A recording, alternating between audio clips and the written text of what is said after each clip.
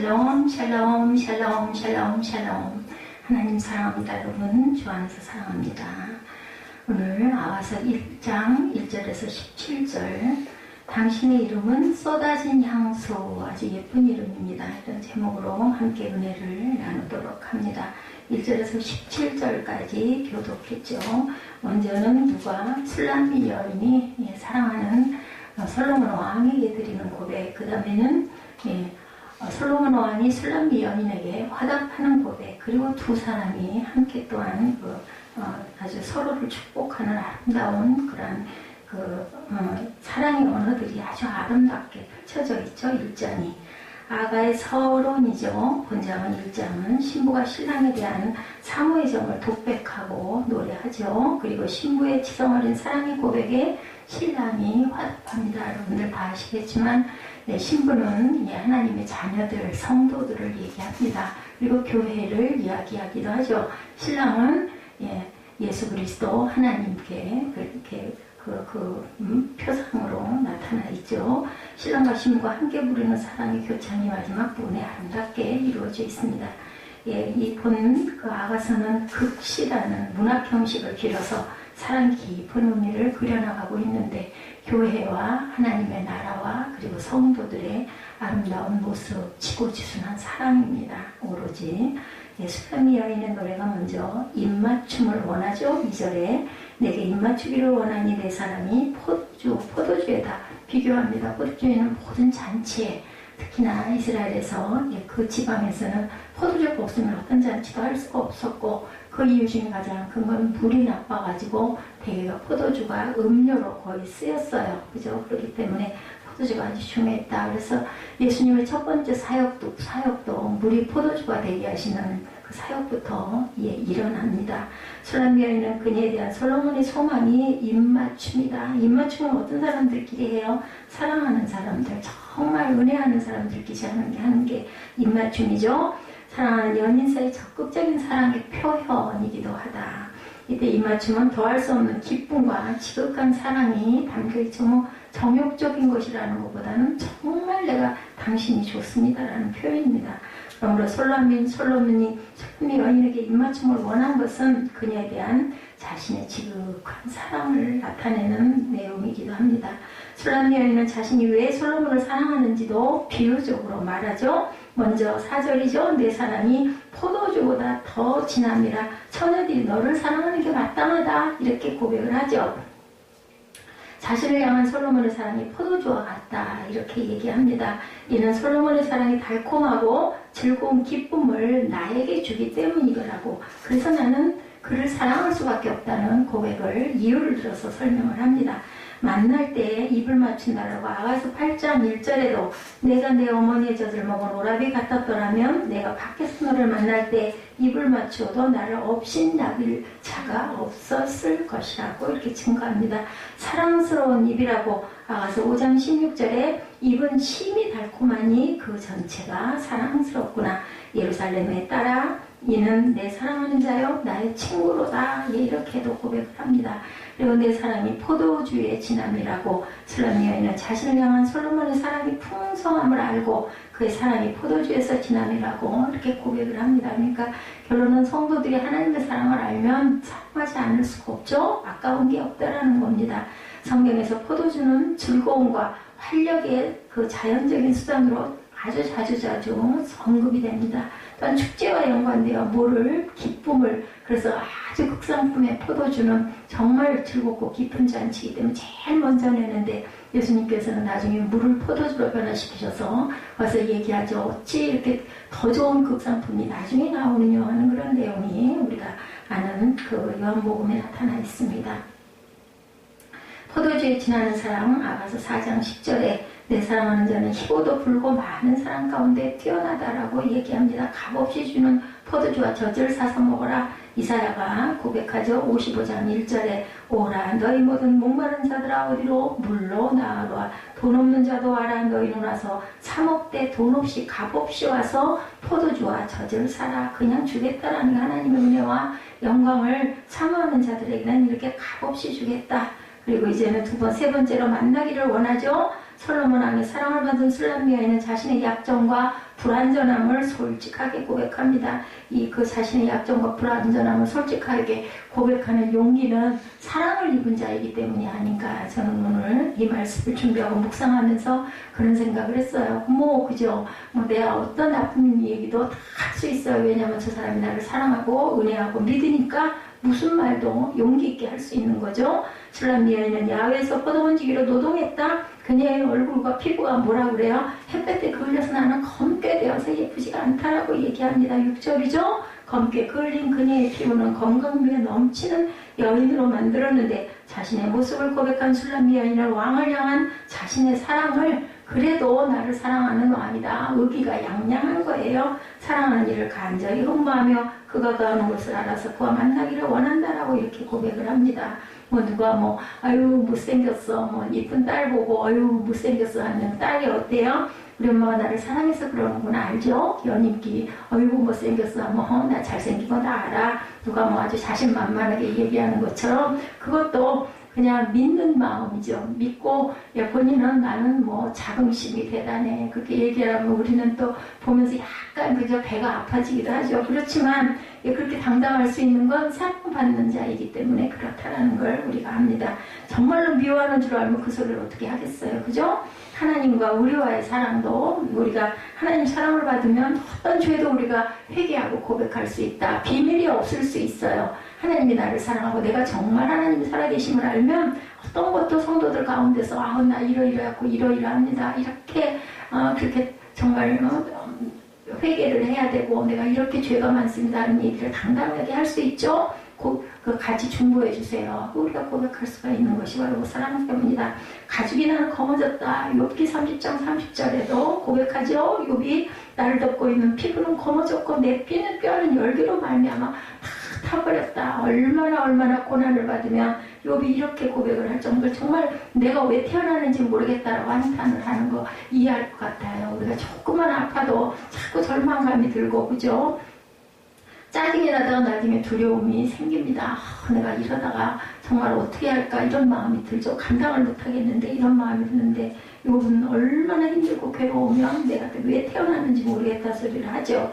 제일 좋은 옷을 누가 입혀줬어요. 집 나간 그 탕자가 돌아올 때 아버지는 종들에게 이르되 제일 좋은 옷을 내어다 입히고 손에 가락지를 끼우고 발에 신을 신기라 라고 이렇게 얘기를 합니다. 거기에 화답하는 솔로몬의 이야기가 나타나죠. 8절부터 12절에 걸쳐서 술람 여인의 고백과 열망이 있고 난 후에 솔로몬이 연애를 베푼 장소에 이제 더 나타나는 거죠. 그는 자기 사랑을 고백하고 여인의 아름다움을 또한 칭찬하고 있습니다. 솔로몬은 술람 여인을 주마와 같이 아름다운 여인이다. 아주 잘생긴 말 엄청 비싸다고 그래요. 말이 몇 억짜리 몇 억씩 한다고 그러죠. 근데 정말 좋은 명마는 기름이 반질반질 흐른다고 합니다. 선도 너무너무 아름답죠. 말은 오랜 세월 동안 여러 면에서 사람들의 사랑을 받아왔는데 왜 그랬을까요? 그 전쟁터에서는 말이 그죠? 사람을 보호하고 지키죠. 힘차게 도망도 잘 가고 적진 속에 뛰어들어가기도 합니다. 말이 어떤 상황과 환경에서도 자신의 품위를 절대 잃지 않습니다. 정직합니다. 많은 사명들을 또한 감당하는 그런 말이기 때문에 그 명만은 그래서 주인을 살리기도 한다고 그러죠. 그 주인이 기절해서 엎어져 있어도 그 주인을 등에다 업고 집까지 오기도 한다고 합니다. 솔로몬은 자신의 최상의 언어와 비유로 열심히 그 술람 여인을 사랑하는 그 사랑의 고백을 하는 장면이 8절에서 12절에 걸쳐서 나타납니다. 왕의 우편에 서 있다. 시편 45편 9절에 보니 왕이 가까이 하는 여인들 중에는 왕들의 딸이 있으며 왕후는 오일의 꿈으로 꾸미고 왕의 오른쪽에 서 있도다. 주께서 기뻐하시는 백성에 대해서 시편 149편 4절에 야훼께서는 자기 백성을 기뻐하시며 겸손한 자를 구원으로 아름답게 하신다. 우리는 항상 겸손해야겠습니다. 그래서 이제 술람 여인을 칭찬하는 부분 보면 뺨과 목이 아름답다라고 증거하죠. 술람 여인을 주마와 같이 아름다운 여인이라고 칭찬한 솔로몬은 이어서 그녀의 두 뺨은 따은 머리털로 내 목은 구슬깨미로 아름답다 이렇게 칭찬을 합니다. 발그레 물든 여인의 두 보는 건강하기도 하죠. 그리고 또한 어때요? 많은 남성들의 가슴을 설레게 하기에 충분하다. 그 외에 곱게 따내린 머리털과 조화를 이룬다면 얼마나 아름다울까. 상상만 해도 너무너무 아름다운 모습입니다. 그리고 아름답고 특색 있는 목장식들은 여인의 아름다움과 품위의 상징이죠. 사랑하는 사람의 모든 것은 다 아름답습니다. 어찌 됐든 간에, 그죠?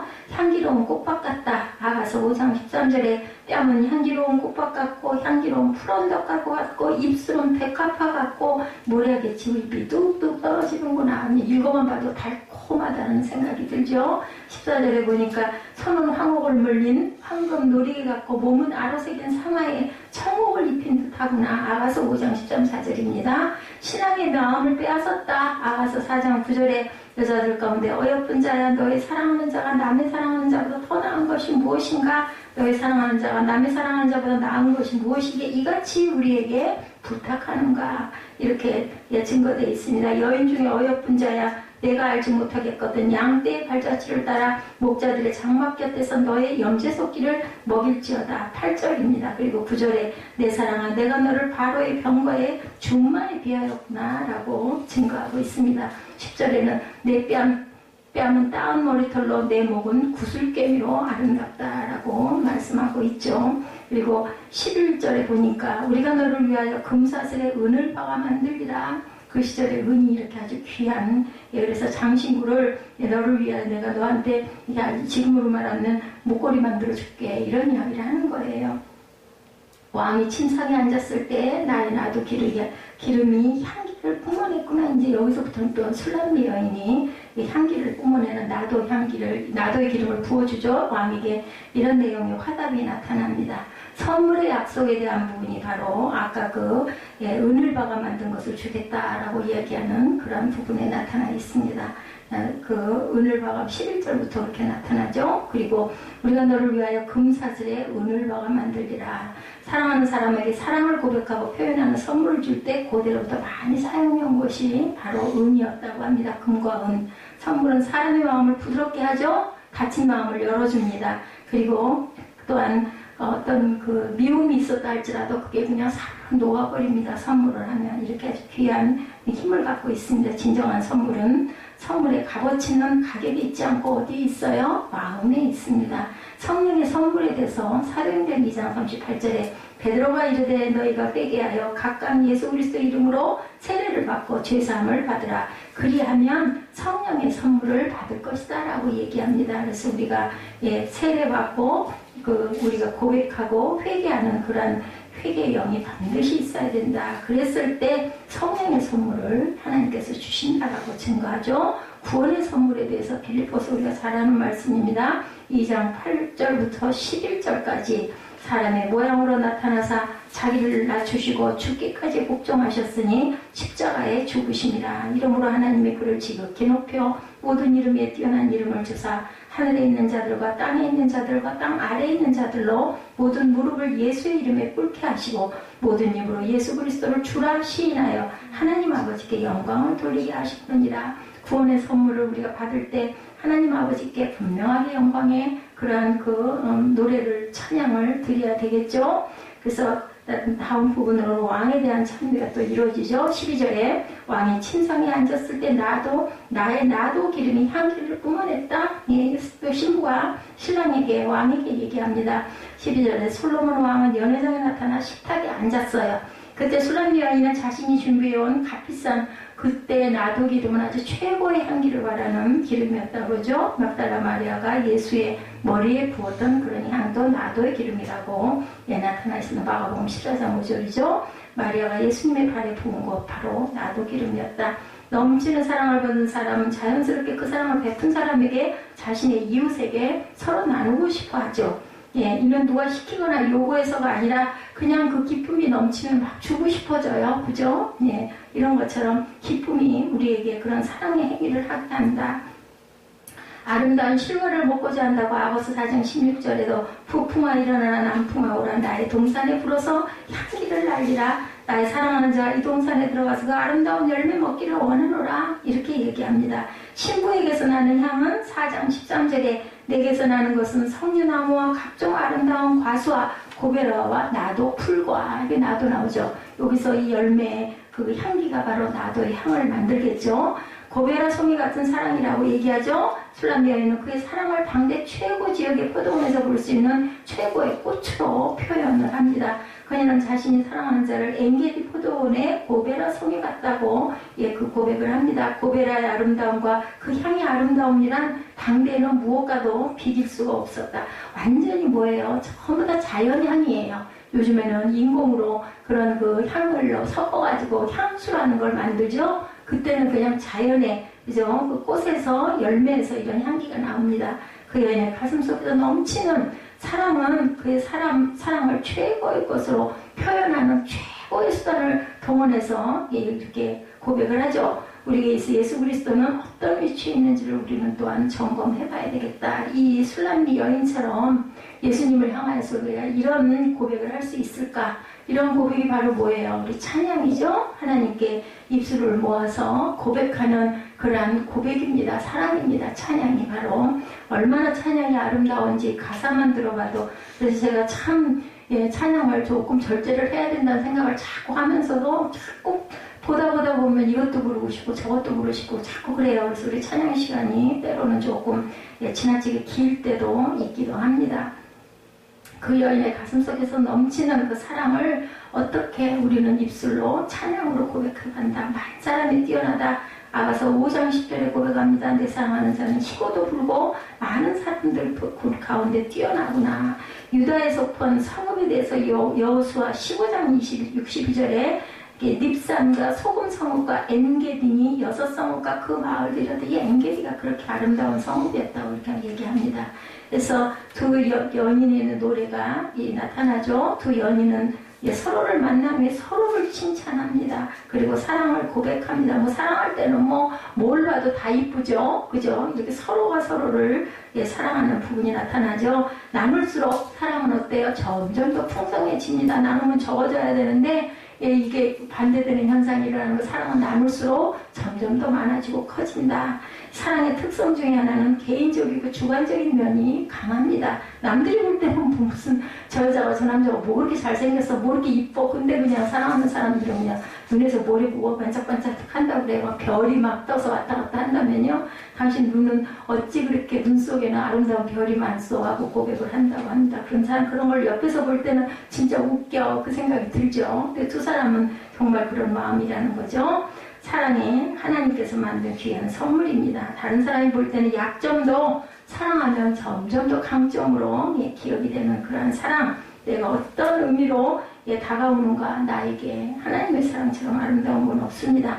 사랑하는 사람 앞에 서면 누구나 음악가가 되고 시인이 되고 싶어 합니다. 성전에서 하나님을 향한 찬양을 할 때는 정말 누가 뭐라고 하든 말든 정말 그 마음이, 그 기쁨이, 그죠? 그래서 우리가 찬양을 하고 나면 마음이 후련해지기도 하고 힘이 솟기도 합니다. 목은 설령 조금 아프고 피로할지라도 우리 영이 맑아지는 아주 귀한 약이 바로 저는 찬양이라고 생각합니다. 이렇게 솔로몬과 술람미 여인은 서로를 아름답다고 칭찬하는 화답의 내용이 1장에 나누어져 있죠. 흠이 없이 어여쁘다고 아가서 4장 7절에도 나의 사랑 너는 어여쁘고 아무 흠이 없구나. 사랑스럽고 아름다운 관계에 대해서 사무엘하 1장 23절에는 사울과 요나단에 대해서도 얘기합니다. 생전에 사랑스럽고 아름다운 자이러니 죽을 때에도 서로 떠나지 아니하였도다. 그들은 독수리보다 빠르고 사자보다 강하였도다. 아버지와 아들의 사랑이죠. 솔로몬을 찾는 술람미 여인의 모습을 통해서 그리스도의 신부인 우리 그리스도인들도 신랑 되신 주님을 사모하고 힘써 찾아야 함을 교훈하고 있는 이러한 아가서다. 특히 1장이죠. 우리 성도들이 주님을 찾는다는 것은 그분께서 말씀하신 것들을 힘써 지키고 사랑하는 것이다라는 겁니다. 하나님의 말씀이, 하나님의 계명이, 하나님의 율례가 우리 마음에 와 닿았을 때 그것을 어찌하든지 힘써 지키려는 마음, 온전하게는 다 못하더라도 그래도 흉내내도 내려고 애쓰는 마음이 바로 하나님 사랑이고 주님 사랑이다. 예수님을 뜨겁게 사랑하는 성도들이 되시기를 주님의 이름으로 축복합니다. 아가서는 솔로몬과 그의 부인 술람미 여인과의 사랑을 시적인 표현으로 기록합니다. 그런데 그 사랑 속에서 우리가 깨닫고 아는 것들이 있어야 되겠죠? 이것이 성경책이 됐어요. 그것은 바로 이 사랑을 경험한 솔로몬이 그 사랑의 풍성한 그 느낌이야말로 하나님과 성도 간의 그 사랑이라는 것을 알았기 때문에 성경으로 기록되어 있다는 거죠. 아가서를 통해서 우리는 하나님의 사랑과 우리들의 사랑이 이렇게 풍성한 사랑이 되기를 사모해야 됩니다. 이것을 깨달아 알았을 때 정말 뭐 길어도 어쩌겠어요. 그죠? 그 느끼는 사랑이 너무너무 좋은데 솔로몬과 술람 여인의 실제적 사랑에서 시작이 된 그런 시, 그런데 그 시는 하나님과 우리 사이에 있어야 하는 가슴 저린 실제적 사랑을 또한 묘사하고 있다. 많이 사랑했기에 표현할 수 있었던 풍성한 표현들은 하나님이 우리를 그렇게 사실적으로 풍성하게 사랑하고 있다는 것과 또한 우리가 그렇게 사랑해야 한다는 것을 나타내주고 있습니다. 그 마음이 가슴에 와서 닿았죠. 아마 솔로몬도 그가 술람 여인과 그 지고 지순한 사랑을 나누고 난 후 하나님의 사랑이 바로 이런 것이구나 라고 느끼지 않았을까, 이렇게 생각이 됩니다. 그리고 하나님은 솔로몬의 그 경험을 사용하셔서 하나님과 그 백성 사이의 사랑도 그렇게 사랑스럽고 풍성해야 한다는 것을 오늘 저와 여러분에게 가르쳐주고 있습니다. 술람 여인이 솔로몬을 사랑할 때 가졌던 그 흥분되고 가슴이 뭐 쿵쾅쿵쾅 뛴다고 그러죠. 가슴에서 뭐가 막 소리가 난다고 합니다. 그 사랑이 우리 하나님을 생각할 때 느끼는 그 성령 받고 나면 이래요. 이런 설레는 마음이 되면 너무 막 가슴이 뜨거워지죠. 우리는 그렇게 하나님을 느낄 수 있어야 되고, 하나님을 생각할 때 때로는 교리적으로 때로는 교과서적인 이런 부분들이 있을 때가 있어요. 그렇다 할지라도 그것을 사랑으로 환원시켜서 생각할 줄 알아야 되겠다. 또 알기도 알아야 돼요. 성경의 깊은 뜻도 깨달아 알 줄도 알아야 되고, 그 성경의 그 흐름도 알기는 해야 됩니다. 그게 무엇에 도움이 되느냐? 하나님의 마음을 아는데 도움이 됩니다. 그래서 항상 질문 있고 답이 있는 게 구약과 신약이죠. 그래서 그것을 우리가 때로는 깨달아 알 부분도 있어서 성경 공부도 필요하기는 합니다. 사랑이 느끼는 사랑만 말해서도 안 되고, 느낌이 빠진 사랑도 그것은 김 빠진 콜라 같은 그런 내용일 수도 있기 때문에 느낌도 분명히 중요하다. 여기서 바로 그 느끼는 사랑에 대해서 아가서처럼 좋은 표현은 없습니다. 내게 입맞추기를 원하니 내 사랑이 포도주보다 낫다라고 얘기합니다. 오죽하면 하나님의 사랑이 포도주의 마신보다 더 달콤하다는 그 시대엔 그 아주 그 좋은 포도주가 기가 막힌 거에서 어디다가 비교할 수가 없으니까 이 포도주에다 비교를 하죠. 뭔가 더 좋은 그게 있었으면 아마 그걸 표현을 했을 겁니다. 우리는 포도주를 마시지 않기 때문에 잘 모르지만 하나님의 사랑이 우리가 쉽게 얘기해서 커피 향 좋다 그러잖아요. 아주 좋은 커피 먹는 것보다도 향기 맡을 때, 아침 딱 일어났을 때 그 향이 맡아지면 너무너무 행복감 느끼는 것처럼 그렇게 한번 생각해 볼 필요도 있겠습니다. 그렇게 느끼고 우리가 하늘에서 오는 사랑을 깨달아 아시기 바랍니다. 술람 여인이나 솔로몬을 대할 때 자신의 외모 때문에 신경을 씁니다. 누구나 그렇죠? 예루살렘 여자들은 내가 비록 검으나 아름다우니 계달의 장막 같을지라도 솔로몬의 휘장과도 같다.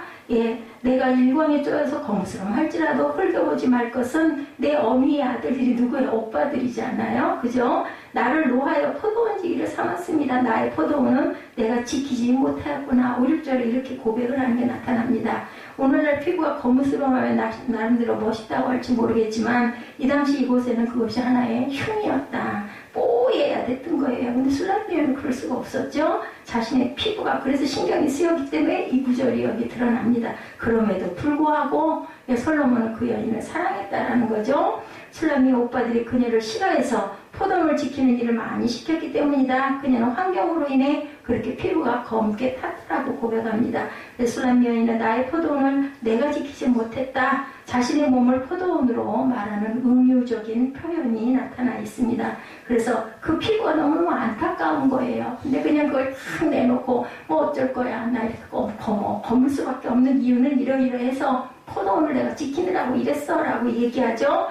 오히려 내 사랑은 너는 정말 어여쁘다. 솔로몬은 얘기하죠. 내 눈이 비둘기 같아 싹 돌립니다. 눈동자 안에 네 까만 눈동자가 비둘기같이 아름답다. 솔로몬이 술람 여인을 사랑하게 되었을 때 그의 검은 피부가 전혀 문제가 되지 않았어요. 그 검은 피부가 오히려 매력일 수도 있죠. 지금은 사람은 겉모습이 부족한 부분을 충분히 채우고도 커버하고도 남는다. 이 사실은 하나님께서 우리를 사랑하시는 모습을 보여줍니다. 하나님은 우리의 겉모습 때문에 더 사랑하고 덜 사랑하는 분이 아니시라는 거죠.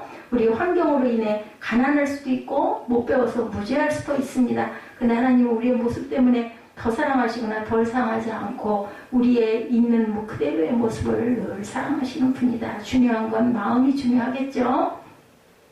솔로몬은 만약 술람미 여인이 더 못난 부분이 있었다고 해도 마음에 안 들었다는 얘기는 안 했을 겁니다. 하나님은 우리가 더 못났어도 그래서 또 더 사랑하죠. 연약하기 때문에 더 사랑합니다. 우리는 정상인이 심한 장애를 가진 사람을 배우자로 사랑하기 어렵죠. 그런 분들도 있습니다. 일부러라도. 그러나 하나님은 그 장애인을 배우자들이 사랑하는 것보다 더 깊이 사랑한다. 더 불쌍히.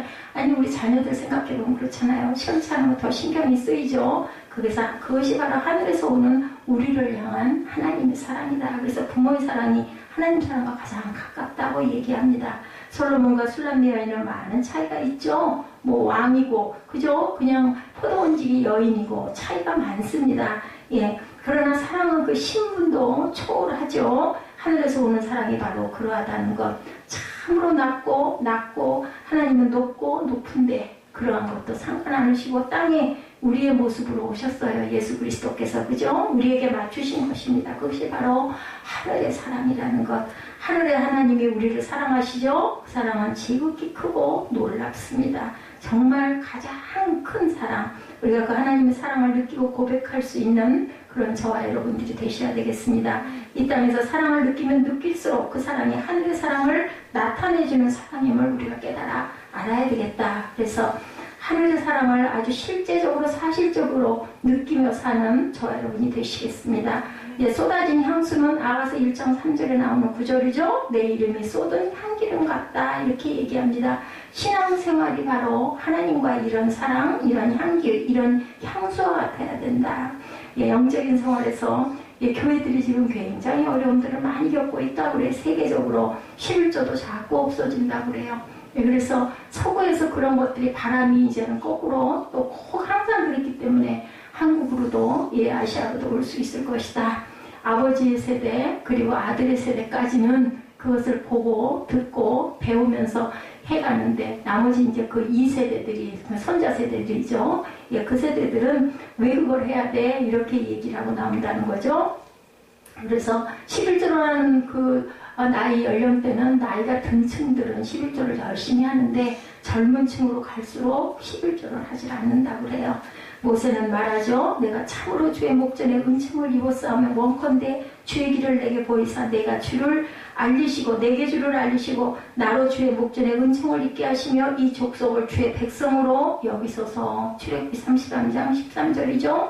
성도가 하나님을 만나고 뵙게 되면 주님을 알게 되고 또한 주님과 친밀함이 저절로 발생하고 하나님께 드리고 싶은 마음이 있다 보니 소득의 열매들을 하나님께 드리는 게 바로 11조고 11조는 그래서 믿음의 고백이라고도 하죠. 그리고 11조가 있으므로 교회가 그죠? 예, 그 선교도 할 수 있고 또한 레위인들을 먹여 살렸던 그 11조가 있으므로 주의 종들이 삶을 편안하게 목회를 할 수 있게 하는 것이 바로 귀한 11조다. 그것은 하나님의 사랑의 표현입니다. 11조는 아가서에는 세 부류의 사람이 나옵니다. 왕이 나오죠. 예수님으로 표현되죠. 젊은 술람미 여인은 성도의 친밀한 교제관계 그리고 성도들 힘으로 표현이 됩니다. 예루살렘의 딸들은 미성숙한 신자들을 얘기하고 있습니다. 술람미 여인은 하나님과 깊은 관계에 있지만 예루살렘 여인들은 하나님과 깊은 관계에 이르지 못했기 때문에 술람미 여인이 어떤 과정을 통과하고 있는지를 이해하지 못하고 때로는 여인을 향해 대적하고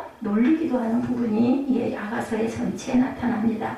하나님과의 관계를 통해서 아가서의 끝부분에 가면 이 여인들도 하나님의 사랑을 깨달아 알고 하나님의 사랑에 빠지게 되죠. 이제 전도를 받고 은혜를 받는 거죠. 1장 2절에 왕이 내게 입맞추시기를 원하니 당신의 사랑이 포도주보다 나음이로구나. 예수께서 우리 입술에 입맞춘다는 것은 상징적인 표현이죠. 뭐예요? 성령 받는 의미를 말씀하고 있습니다. 술람미 여인도 왕이 자기에게 입맞춤을 원하는 것은 Let him kiss me 이렇게 증거가 되어 있습니다. 원어로 보면 하나님이 얼마나 자기를 사랑하는지 보여달라는 요청입니다.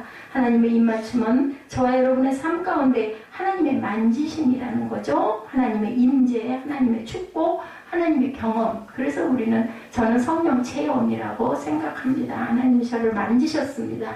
그래서 하나님을 깨달아서 느꼈죠. 그래서 정말 그때는 입술에서 그 때가 있는 것 같아요. 하나님 얘기밖에는 무슨 사건이 있어도 그렇게밖에는 이어지지가 않습니다. 하나님이 술람의 여인은 자신의 미성숙한 가운데 어린아이처럼 나에게 친밀함에 입맞춤을 해주세요. 이렇게 얘기하는 거죠. Let him kiss me. 우리가 하나님께도 하나님 나에게 입맞춰주세요. 성령님 내게 오세요. 우리가 이렇게 항상 환영하고 모셔드리고 인정할 줄 알아야 되겠다. 그랬을 때 하나님이 임재하십니다. 영광으로 오시죠. 내 위에 임재하여 주시는 하나님을 우리는 느끼게 된다. 우리가 원하지 않으면 일하시지 않습니다. 하나님께 매혹되기 위해 만들어진 그러한 하나님의 귀한 자녀들이고 그러시다는 것. 저와 여러분이 물질적인 그런 영역 가운데서도 경험하는 쾌감은 하나님께 드림으로 하나님 안에서 경험할 수 있는 영적인 쾌감의 그림자다. 어떤 그 믿음의 가정의 아들이 직장 생활을 하는데 직장 생활이 바쁘기도 하고 하다 보니까는 11조 같은 거 못하고 교회도 자주 빠지고 그랬다고 그래요. 그랬는데 몇 년이 지난 후에 언젠가 아들이 어머니에게 그런 이야기를 했다고 합니다. 제가 이렇게 바빠서 뭐 승진하려고 하고 직장 생활에 그렇게 살아가다 보니까 교회도 자주 못 나가고 성경도 못 읽고 11조는 물론이고 헌금도 못했습니다. 그리고 자신의 그 5년 동안에 그동안 헌금하지 못한 것을 11조로 모아가지고 500여만 원을 어머니에게 드리면서 새벽 예배에 갖다 내세요. 그래서 어느 날 새벽 전에 현금으로 그 봉투에 비닐에 담겨져가지고 그것이 그 강단에 올라왔던 그런 사례가 있었어요. 그게 내가 하나님께 드림으로 인하여 고백인 거죠. 그동안 너무 잘못했습니다. 그러다 하나님 얼마나 기뻐하시고 예뻐하실까요? 우리는 늘 하나님을 그 어머니의 기도, 새벽 기도가 있었기 때문이지 않을까 싶습니다.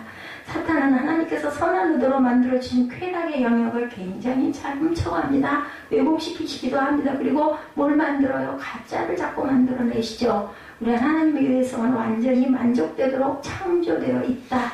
우리의 삶 가운데 필요나 원함은 하나님으로만 온전한 만족을 느낄 수 있다는 것.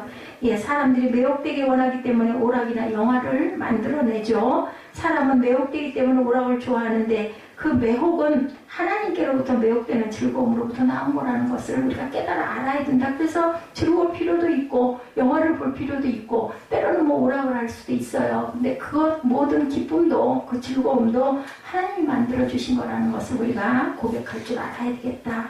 사람들은 인간적인 매혹에는 끌리는데 하나님의 매혹에는 시큰둥하죠. 지루해야 합니다.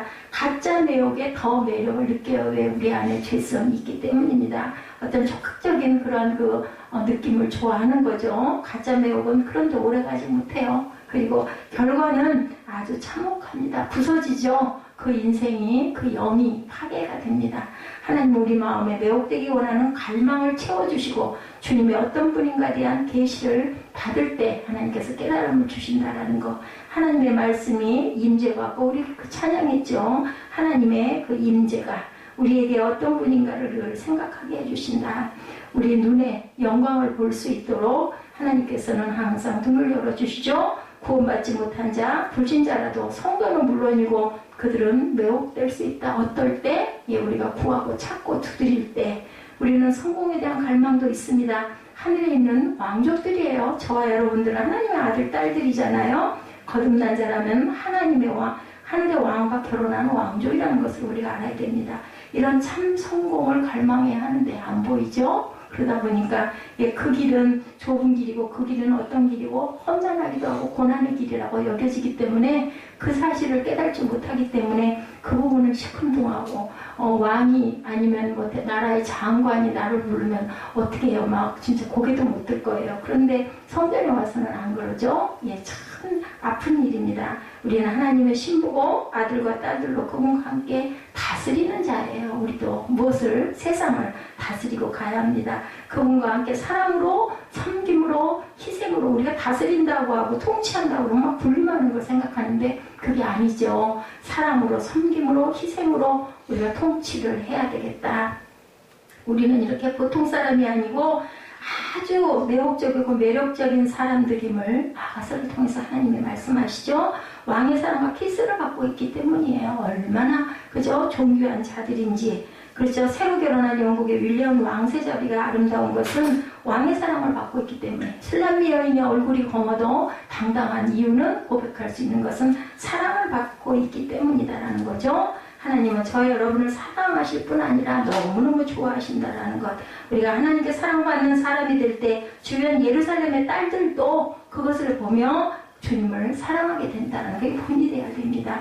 더욱 놀라운 것은 저와 여러분이 지금 거하고 있는 미성숙함과 연약함 가운데 여러분의 삶의 영역에서 죄가 있다 하더라도 하나님은 여전히 저와 여러분에게 매복된 상태입니다. 왜? 사랑하기 때문에. 내가 낳았기 때문에. 아니, 낳은 딸을 어쩌겠어요. 부족해도 버릴 수가 없거든요.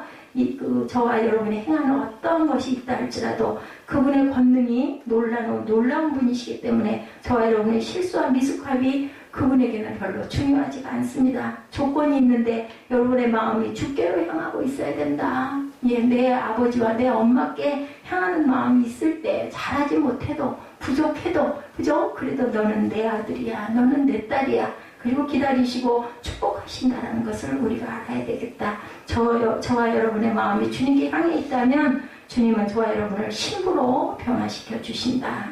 당신의 사랑이 포도주보다 낫다라는 그 이유는 저와 여러분에게 하나님의 사랑을 전이시켰기 때문이라는 것도 또한 깨달아 알아야 된다. 이 여인은 왕이 자신을 만질 때 하나님의 사랑과 포용하심으로 느끼고 그 여인의 마음에 하나님이 실제로 나를 좋아하고 즐거워하신다는 것을 깨닫고 마음이 열리고 기쁨이 터져 나오는 거죠. 그전에는 자기 마음을 감추고 보호했다면 주님이 나를 만지면 자신이 얼마나 즐거워하는지를 깨닫고 사랑을 더 주십시오. 키스미 하는 고백을 당당하게 할 수 있다는 거. 그의 사랑이 그래서 포도주보다 낫다는 것은 그 당시 포도주는 최고 중에 최고의 것이었기 때문에 이렇게 표현을 한 거죠.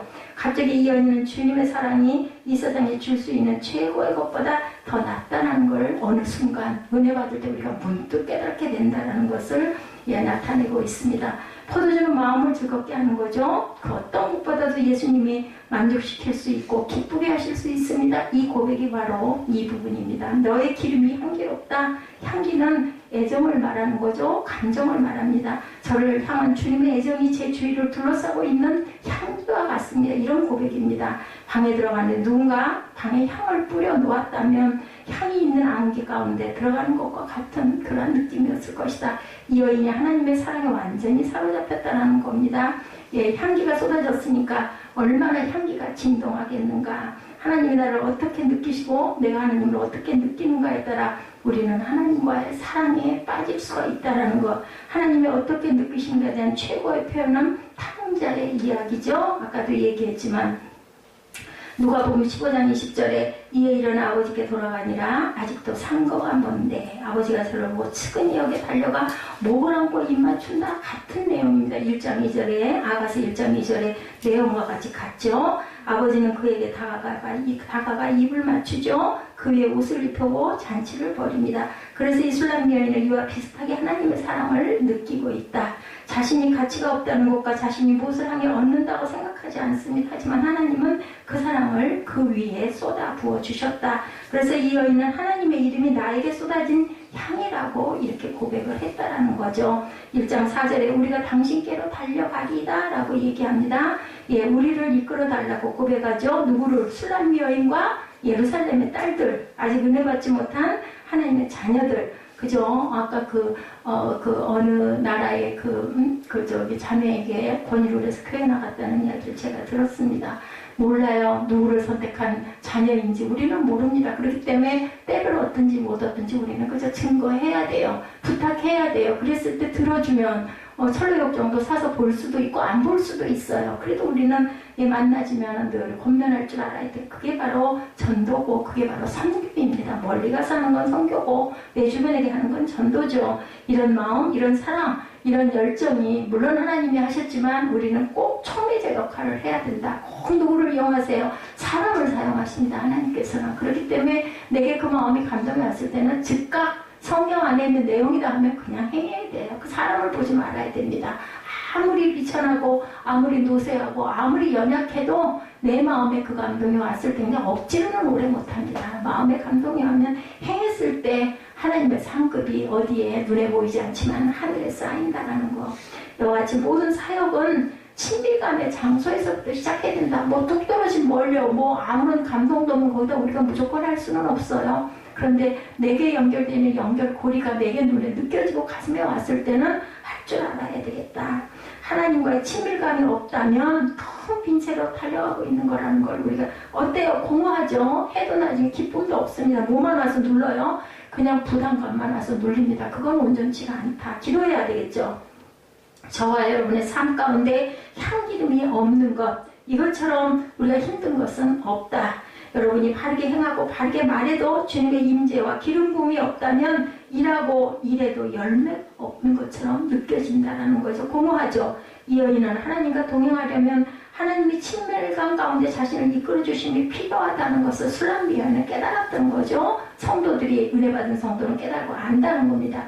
우리 삶 가운데 주님께 우리가 인도를 받고 주님과 함께 달려나가는 요소들이 분명히 있어야 되겠다. 무엇을 통해서든. 그래서 왕이 여인을 침실로 이끄셨다라고 1장 4절 후반부에 나타납니다. 침실은 작은 방으로도 비유가 됩니다. 왕과 함께하는 개인적인 장소, 모든 사람이 마음 가운데 왕과의 개인적인 관계를 골방으로 표현하죠. 내 기도하는 골방이라고도 얘기합니다. 모든 사람은 상대를 쳐다볼 때 겉으로 드러나는 삶을 보지만 어때요? 내부의 친밀한 방, 내 마음의 방, 내 마음의 골방, 하나님께 은밀하게 드리는 기도가 분명하게 우리는 있어야 된다. 그 처소, 그 침궁의 자리가 우리에게 있어야 된다는 겁니다. 왕이 여인을 침궁으로 데리고 갑니다. 하나님의 영광과 임재를 대면하는 특별한 장소, 예수님이 물에서 세례를 받고 올라오실 때 성령이 임하시죠. 기름 부음이 임합니다. 하나님의 영광이 그분을 만지셨죠. 그래서 예수께서 권능이 주어지고 광야로 가십니다. 능력이 생겼으니까 하나님의 영광을 경험한 이후에 광야로. 그래서 하나님께서는 우리에게 처음에는 막 은혜를 부어주세요. 그러고 나서 어느 정도 이제 너 요만하면은 세상으로 안 가겠구나 라고 느껴질 때 어디로 가요? 광야로 가는 거죠. 그래서 신학도 하게 되고 개척도 하게 되고 그죠? 거기서 견디기도 하고 이곳으로 보낸다. 자격이 없는 자는 그렇게 안 하시죠. 1장 5절에 그래서 내가 비록 검으나 아름답다라고 또 그 다음에 얘기하죠. 하나님과의 친밀한 처소에도 성도는 자기가 얼마나 검은지를 깨닫게 된다. 내가 얼마나 죄가 많고 내가 얼마나 부족한지를 깨닫게 되고 부끄러운 게 없습니다. 부족한 것 그냥 부족합니다. 뭐가 있기 때문에 하나님의 사랑이 내 안에 있기 때문에 얼마든지 선포하고 얘기할 수 있다. 대적이 성도를 낙심시키는 방법은 저와 여러분이 얼마나 나쁜 사람인가에 대해서 말하죠. 내 친구들을 봐. 너희 친구나 주변 사람들 너보다 훨씬 잘하고 있잖아. 너 어째 그래 그런 분이 그따위야. 뭐 이렇게 누가 사탄이 내게 힘겹게 싸우고 있는 은밀한 죄가 저들에게는 없을 거야.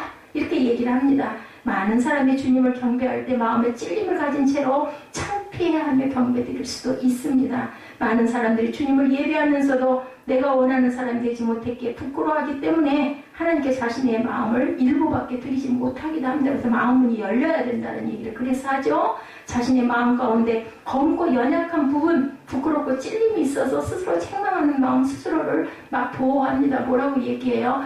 자기의 뭐라고 그러죠? 자기 합리화를 자꾸 합니다. 이거는 아직 하나님의 사랑이 내 안에 완전히 거하지 않았다. 그런 거 할 필요 없는 거예요. 왕의 사랑을 거부하는 거죠. 나는 사랑을 받을 자격이 안 돼. 이렇게 생각을 합니다. 이것도 사탄의 속삭임이라는 거. 많은 사람이 실수하고 죄짓고 바르게 행하지 못함을 느낄 때 하나님께 달려가지 않고 도리어 어때요? 아우 나는 안 돼. 아우 나는 싫어. 나는 두려워. 이런 마음이 들 때 이것도 사탄이 하나님과의 거리를 자꾸 떼어놓으려고 하는 그런 것을 우리가 알아야 된다. 하나님으로부터 자꾸 피하고 숨으려고 하는 마음이죠. 우리가 믿는 성도로 손을 들고 경배하고 방언하고 찬양하지만 마음 가운데 주님으로부터 숨을 곳들이 있다라는 거죠. 우리가 마음 가운데 하나님께로 다가가는 것이 아니라 멀어지는 이유는 하나님께서 우리의 연약함을 어떻게 다루시는지를 모르기 때문이다. 우리는 자복해야 돼요. 우리 자녀들 못된 짓 하고 나서 엄마 잘못했어 하면 뭐 막 때려주든가요? 안 그래요. 근데 핑계대고 거짓말하고 요리조리 자꾸 피하고 하면 더 미워지죠. 똑같다라는 거죠. 여인은 내가 비록 검으나 아름답다라고 고백합니다. 이 고백은 하나님과의 친밀한 관계, 은밀한 관계에 들어갔다라는 증거다. 우리도 누구든지 왕의 사랑을 듬뿍 받는 여인은 똑같이 고백합니다. 내가 비록 검으나 죄가 많으나 그래도 아름답다. 왜냐하면 하나님이 지으신 작품이기 때문에. 그랬을 때 나를 똑바로 쳐다봐 라고 말씀하죠. 1장 15절에 내 사람아 너는 어여쁘고 어여쁘다. 내 눈이 비둘기 같구나. 왕은 이 여인이 깨닫기를 원하며 너 자신을 보라고 얘기합니다. 너 자신의 음성을 듣지 말고 사달의 음성도 듣지 마. 예, 그리고 얘기하죠. Behold, 너는 어여쁘고 어여쁘다. Behold, 내 눈이 비둘기같이 예쁘구나. 주목해서 보다 내 모습을 잘 봐봐. 이렇게 말씀하십니다. 왕은 두 번이나 Behold라고 말씀하시며 여인의 관심을 집중시키시죠. 그 여인에게 아름답고 아름답다고 반복적으로 말씀하지만 여인은 그 말을 받아들이는 것이 굉장히 어렵습니다. 자기 자신을 더럽다고 느끼고 아름답다고 느끼지 못한다. 그래서 왕이 말씀하죠. 내 말을 들으라. 내가 어떻게 느끼는가가 중요한 게 아니고 내가 너를 어떻게 느끼는가 중요하다. 네가 말하는 게 중요한 게 아니라 내가 너를 느끼는 게 중요하다 하시면서 여인에게 자꾸 가르쳐 주시죠. 예, 비둘기의 눈, 예, 아름답죠? 비둘기는 평생 하나의 상대와만 짝짓기를 한다고 합니다. 상대가 죽게 되면 다른 상대와 짝짓기를 절대 하지 않는다고 그래요. 왕이 여인에게 여인의 충성스러운 마음을 보았다는 것을 칭찬하죠. 16절에 우리의 침상은 푸르고 침상은 안식과 안정, 그죠? 평안을 뜻하는데 거절감이나 판단에 대한 두려움이 없죠? 침상은 모든 걸 다 벗는 곳이 바로 침상입니다. 이 여인이 말하는 것은 왕과 침상에서 안식을 취한다는 겁니다. 푸르다는 것은 풍성함을 의미합니다. 그녀가 하나님의 사랑 가운데 거하고 있는데 이건 바로 풍성한 사람이다. 17절에 우리 집은 백향목, 들보, 잣나무, 석가래로구나 고백하죠. 그 당시 백향목과 잣나무는 가장 튼튼한 나무고 변함이 없는 나무고 벌레가 먹지 못하는 것이 바로 백향목이라고 그러죠. 여인은 하나님께서 짓고 계신 집인 우리의 관계는 안전하고 강력한 것이라고 고백하는 거죠. 나의 삶의 권위로 성경보다는 개인의 체험을 받아들이는 관례가 만연한 현실에 반대하는 내용입니다. 오늘날 여러 화려한 영성들이 기독교의 성경을 현대적 상상력의 주변부로 무례하게 밀쳐놓기도 하지만 나는 성경을 다시 중심부로 끌어와 그리스도인의 삶에 깊이 있는 그 텍스트로 우리가 세워나가야 된다. 성경밖에 없습니다. 권위 있는 그 성경이 권위 있는 자아로 대치된 현실에 대항하면서 개인의 체험을 성경의 권위 아래에 당연히 둬야 되겠죠. 예, 성경을 우리가 따라 살아야 할 텍스트로 우리 앞에 항상 세우고 제시하고 십자가의 길을 우리가 달려가야 된다. 예, 성령이 우리에게 주신 책인 성경에 우리가 항상 감사할 줄 알아야 되겠고 성경은 우리가 인생을 살아가는데 필요한 유일한 길잡이라는 것, 하나님의 지비의 언약궤죠. 언약궤가 바로 성경이라는 것을 아셔야 됩니다. 이 세상에서 우리는 집처럼 편안함을 느끼고 온전함을 느끼는 것은 읽는 것이 아니라 그래서 성경을 먹으라 라고 얘기하기도 한다고 하죠. 성경 속에서 하나님의 은혜를 느끼시고 특별히 오늘 아가서 1장을 통해서 하나님이 우리를 얼마나 사랑하시는지 그게 바로 1장 마지막 말미에 나타나 있죠. 16, 17절에 내 사랑하는 자는 내 속에 속하였고 나는 그에게 속하였도다. 그가 백합화 가운데 양떼를 먹이는구나. 내 사랑하는 자야 날이 저물고 그림자가 사라지기 전에 돌아와 베델산의 노루와 어린 사슴 같을지어다. 어린 사슴같이 어떻게 철없이 주 안에서 뛰놀라고 말씀을 하십니다. 우리가 기쁨과 감사의 삶을 하나님께 영광을 돌리는 저와 여러분 되시기를 주님의 이름으로 축복합니다.